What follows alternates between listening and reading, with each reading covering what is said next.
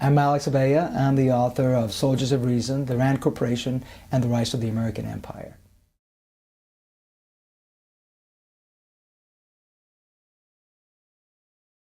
The Rand Corporation is the most important think tank in the history of the world, and its scientists and its theories have changed the way that we look at the world and the way that wars are fought and even the way that we live today. RAND stands for Research and Development. Of course, the joke always is that there is no development. It's always been just research. RAND has no political affiliation. It's not Democratic. It's not Republican. It's pro-government. It's part of what some people are called the permanent government of the United States. And it's been so since 1948 when it was incorporated. It doesn't matter what administration is in power, they will always turn to RAND to do its studies.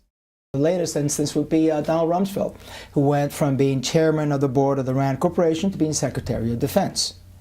It starts in 1946 as the military equivalent in peacetime of the Manhattan Project. The Manhattan Project, as you recall, was the combination of civilian scientists and industry power and the Army and the Air Force together combined, they gave us the atomic bomb. So there was this general that actually came up with the idea of replicating the Manhattan Project in peacetime. And what he did is that basically he signed a check for $10 million and gave it to a group of scientists that he knew, and he said, go ahead, develop new ways of waging war, new weapons, and show it to me. Show me what you can do. Try to concentrate on intercontinental ballistic missiles because that's what we're interested in. We want to make sure that we can finally develop that. But other than that, you're free to go into whatever area it is that you want to do. Within a month, the Rand Corporation had come up with this project for an orbiting Earth satellite, which was something that up to then had just been seen in science fiction books and in comic books. But they got it so real that they even told us what the jet fuel should be, what the liftoff ratio should be, and the weight and the uses for this thing. So from that point on, the Rand Corporation then began being the place where people started thinking about previously had been the unthinkable, about things that people maybe thought were fantasy, that would never come about. That's what they specialized in. Within 2 years, by 1948, the Rand Corporation was so big and so powerful that they had to actually pull away from the aircraft company in which they had been cited and become its own nonprofit corporation. From that point on, they began getting even more and more involved into the development of weapons to counter the Soviet menace in Eastern Europe, especially the development of nuclear weapons and how to sight nuclear weapons, and also how to counter the threat posed by the Soviet Union. For the past 60 years, actually, RAND has been at the center, at the forefront of the major changes that have occurred in the U.S. government and that have occurred in U.S. science. RAND wasn't only just important to Iraq and to the Middle East, they're also important to terrorism. Matter of fact, they created the field of terrorism studies. The revolution in military affairs, the transformation of the nation's armed forces that was directed by Donald Rumsfeld, actually came about from plans that had been gestated by RAND or by people who have been affiliated with RAND.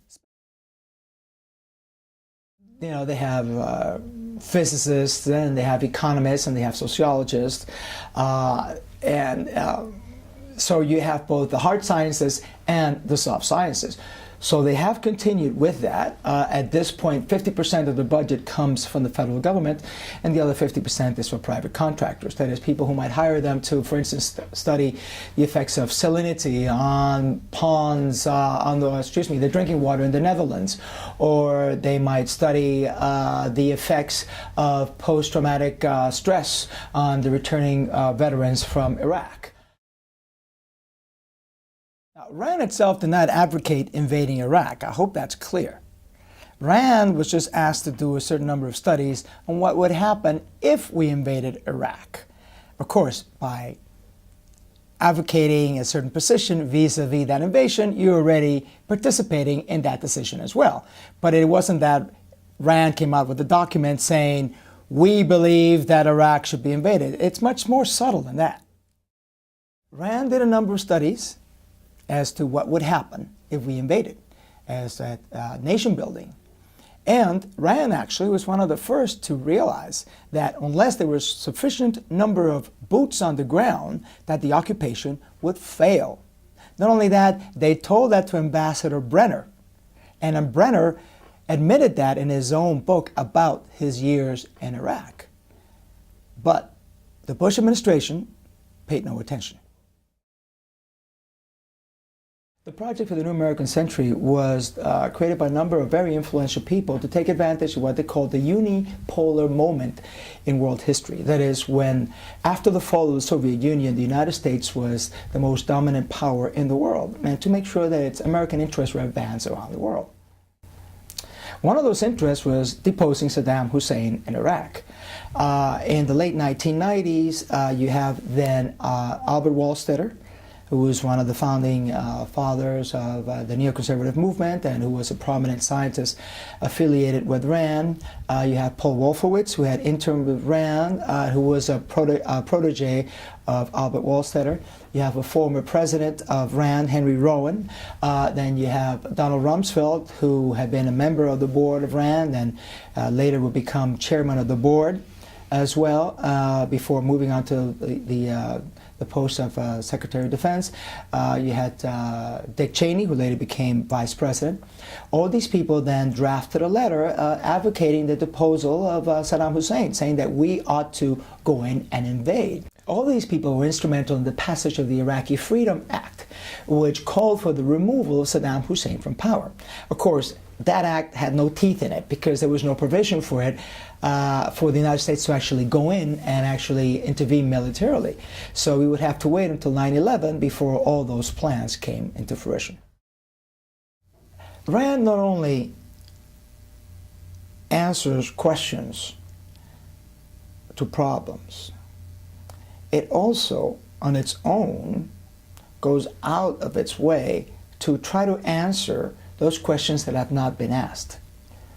It uses a certain tool which is limited, which is reason, which does not recognize the existence of other tools, of things that are not reasonable.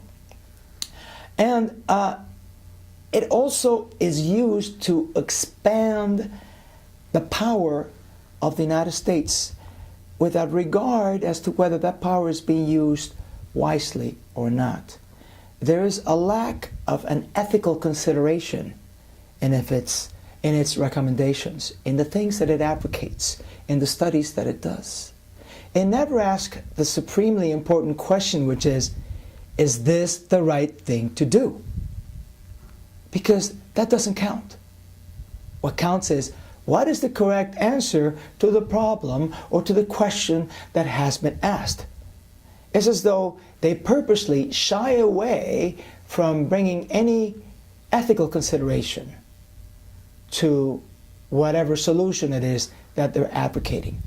That's why at one point I asked people at Rand, if you were asked to do a study on how much torture a person could withstand, they really couldn't answer that question. Because the answer is, they would do it if it was couched the right way. And that is, I think, my main objection to Rand, and that is the main cautionary note when you're dealing with think tanks and organizations like this, that there has to be an ethical compass, that you have to have a sense of what is right and what is wrong. Because otherwise, you're just adrift in a sea of reason that will ultimately only lead to madness.